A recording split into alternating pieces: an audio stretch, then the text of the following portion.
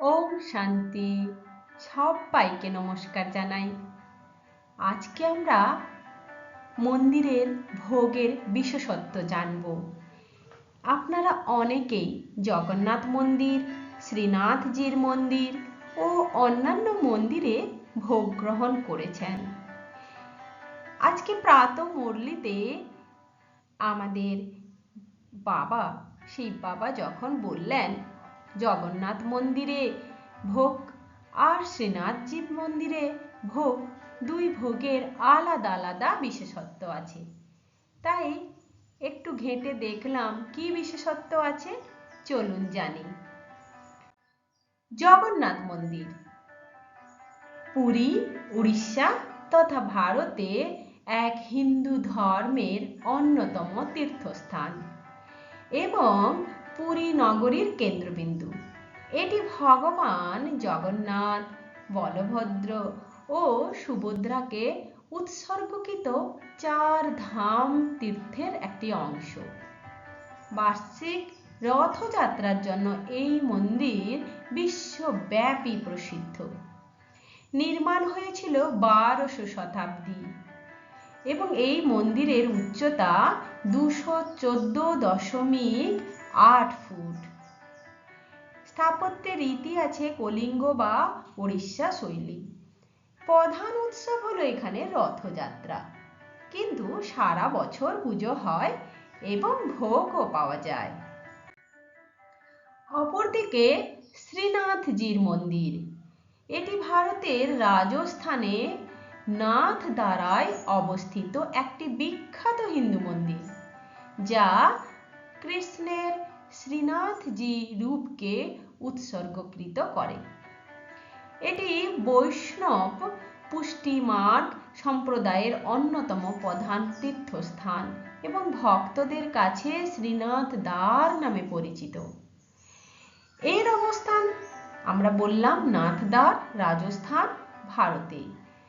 এখানে রয়েছে শ্রীকৃষ্ণের একটি রূপের মূর্তি। এটি প্রতিষ্ঠা হয়েছিল 17শো শতাব্দীতে এবং শ্রীনাথজি ট্রাস্ট অর্থাৎ গোবিন্দ ভট্টাচার্য পরিবারের অধীনে। জগন্নাথ মন্দিরে ভাতের ভোগের বিশেষত্ব। জগন্নাথ মন্দিরে বাবা বলছেন চালের ভোগ তৈরি হয়, অর্থাৎ কি পুরী অঞ্চলে প্রধান খাদ্য হলো ভাত, তাই সেখানে ভোগও স্থানীয় সংস্কৃতি অনুযায়ী প্রস্তুত করা হয়। ঈশ্বরকে অর্পণ করা হয় সেই খাবার এবং মানুষ তা গ্রহণ করে। আর কি হয়, হাঁড়িতে রান্না করা হয় এবং সেই রান্না 4 ভাগ করা হয়। জগন্নাথ মন্দিরে মাটির হাঁড়িতে রান্না হয় এবং হাঁড়িগুলো বসানো হয় একটার উপরে একটা, স্তরে স্তরে বসানো হয়।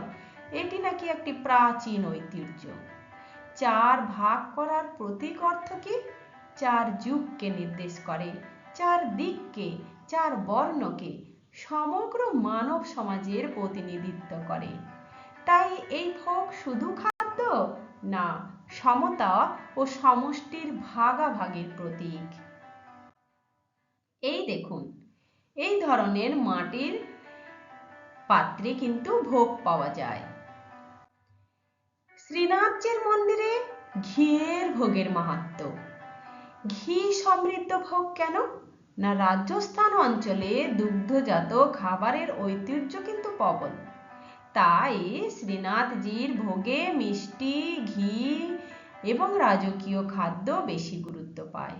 এখানে ঈশ্বরকে রাজাধিরাজ রূপে দেখা হয়, তাই ভোগও রাজকীয়। পরিচ্ছন্নতা, মুখ বন্ধ করে রান্না করা, শুদ্ধতা, মনসংযম, বাক সংযম, একাগ্রতা, সব চেতনা নিয়ম এখানে পালন করা হয়। এই দেখুন, এভাবে ভোগ শ্রীনাথজির কাছে দেওয়া হয়। ধর্মীয় প্রতিষ্ঠান ও সামাজিক কাঠামোতে এই দুই মন্দিরের কি বিশেষত্ব? জগন্নাথ মন্দির ও শ্রীনাথজির মন্দির, দুটি মন্দিরই কেবল উপাসনার স্থান নয়, বরং শক্তিশালী সামাজিক এক প্রতিষ্ঠান বলা যেতে পারে। জগন্নাথ মন্দিরে ভাতের ভোগ গণভিত্তিক সাংস্কৃতিক সমষ্টিগত খাদ্য ব্যবস্থা ও বৃহৎ জনসমাগমের এক প্রতীক। তেমনি শ্রীনাথজিতে যে ঘিয়ের মিষ্টান্ন ভোগ তা রাজসিক, তা শ্রীবৃদ্ধিমূলক এবং নান্দনিক ঐতিহ্য। দুটোই সামাজিক বিজ্ঞানের ভাষায় বলা যায় কালচারাল ইকোলজি, অর্থাৎ স্থানীয় যা পাওয়া যায়, যার প্রাচুর্য আছে, সেই অনুযায়ী ঈশ্বরকে ভোগ নিবেদন করা হয়। জগন্নাথের মন্দিরে হাঁড়িতে ভাত রান্না করা হয়। এটি কেবল খাদ্য নয়, এটি সমতা ও সময় বন্টনের বার্তা। ভাত 4 ভাগ করে হয়, মানে কি ধর্ম, অর্থ, কাম, মোক্ষ, জীবনের এই যে 4 পুরুষার্থ এই ভাগের মাধ্যমে বোঝায়। আর শ্রীনাথের ঘিয়ের ভোগ তা হলো আত্মার মাধুর্য, স্নেহ, শুদ্ধতার প্রতীক। রান্নার সময় মুখ বন্ধ রাখা হয় অহংকার ও নিন্দা ত্যাগের জন্য। পরিচ্ছন্নতা মানে অন্তরের পবিত্রতা। ভোগ নিবেদন মানে আমি কর্তা নই, ঈশ্বরই কর্তা। আর প্রসাদ গ্রহণ মানে কৃপা গ্রহণ করা। মুরলিতে প্রায় বলা হয়, যেমন অন্ন তেমন মন, জৈসা অন্ন ऐसा मन। তো ভোগ রান্নায় নীরবতা, অর্থাৎ সংস্কার নির্মাণের সচেতনতা। শুদ্ধ ঘি শতগুণের প্রতীক। ভাত সরলতা ও স্থিতিশীলতার প্রতীক। প্রসাদ বিতরণ সেবা ও দান বৃত্তি। জগন্নাথের বৃহৎ রান্নাঘর যেন বিশ্ব পরিবারের প্রতীক। তেমনি শ্রীনাথের রাজসিক ভোগ যেন ঈশ্বরের সঙ্গে মধুর মিলনের প্রতীক। জগন্নাথ মন্দির যেখানে ভোগের বিশেষত্ব আপনারা এতক্ষণ শুনলেন, সেটা মহাপ্রসাদ নামে পরিচিত। প্রতিদিন বহু, অর্থাৎ প্রায় 56 ভোগ নিবেদন করা হয়, যার মধ্যে ভাত, ডাল, শাক, সবজি, পিঠা, পুলি সব থাকে। অবশ্যই সেটা সাত্বিক। বিশ্বের বৃহত্তম মন্দির রান্নাঘর। এখানে শতাধিক চুলায় হাজার হাজার মানুষের জন্য রান্না করা হয় এবং সবগুলোই মাটির হাঁড়ি, একটির উপর আর একটি বসানো হয়। এই এক অলৌকিক কৃপা যেন এখানে করে। তাই মহাপ্রসাদ সকলের জন্য সমান। জাতি ধর্ম ভেদ এখানে গ্রহণ করা হয় না। সব বর্জন করে অন্নই ব্রহ্ম বলে সবাইকে বিতরণ করা হয়। প্রসাদ বিক্রিও হয়, আবার মন্দির থেকে পাওয়াও যায়। শ্রীনাথজির মন্দিরে ভোগের বিশেষত্ব কি আছে? এখানে ভাত নয়, ঘি, মাখন, মিষ্টি, শুকনো ফল প্রাধান্য পায়। ভোগের রাজকীয়তা ও নান্দনিকতা দেখা যায়। অন্নকূট উৎসবে বিশাল পরিমাণের মিষ্টান্ন নিবেদন করা হয়।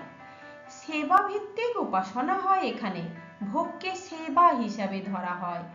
দিনে বহুবার সিঙ্গার ও ভোগ নিবেদন করা হয় এবং ঋতুভেদে সময় ভেদে খাবার পরিবর্তনও হয়। শুদ্ধতা ও ভক্তি এখানে অনেকটাই। রান্নার সময় পরিচ্ছন্নতা, নিরাপত্তা, একাগ্রতা বজায় রাখা হয়। ভোগ নিবেদন সম্পূর্ণ ভক্তি ভাবের সঙ্গে করা হয়। এখানে ঈশ্বরকে রাজা বা শিশুরূপে সেবা করা হয়। খাদ্যে স্নেহে মাধুর্য ও ব্যক্তিগত নিবেদন বেশি গুরুত্ব পায়। তাহলে বুঝলেন তো জগন্নাথ মন্দির ও শ্রীনাথজির মন্দিরে প্রধান ভোগগুলো কি? ভাববা কি? ভাত ভিত্তিক ভোগ জগন্নাথ মন্দিরে। ভাবধারা সমতা ও গণসংস্কৃতি। রান্নার ধরন বৃহৎ পরিসরে। সামাজিক প্রভাব কি রয়েছে? অন্তর্ভুক্তিমূলক প্রসাদ। শ্রীনাথজি ঘি, মাখন, মিষ্টান্ন। রাজসিক সেবা, মাধুর্য, নির্দিষ্ট আচার নির্ভর সেবা ও সংস্কৃতির এক ঐতিহ্যের মেলবন্ধন। ভাত আমাদের সরলতা, স্থিতি সমতার প্রতীক। দেখবেন ভাত সবাই গ্রহণ করে এবং সহজে এটা হজম হয়। আর তেমনি ঘি মিষ্টান্ন স্নেহ মাধুর্য অন্তরঙ্গতার প্রতীক। তাই সব কিছুর পেছনে যে এক সুন্দর আধ্যাত্মিক রহস্য লুকিয়ে আছে সেটা খুঁজে বের করাই হলো বুদ্ধিমান এবং জ্ঞানের কাজ। তাই সবাই 19/2/2026 সালে যে প্রাতঃমুরলিতে শ্রীনাথজি এবং জগন্নাথের বর্ণনা রয়েছে তার ব্যাখ্যা শুনলেন। ওম শান্তি।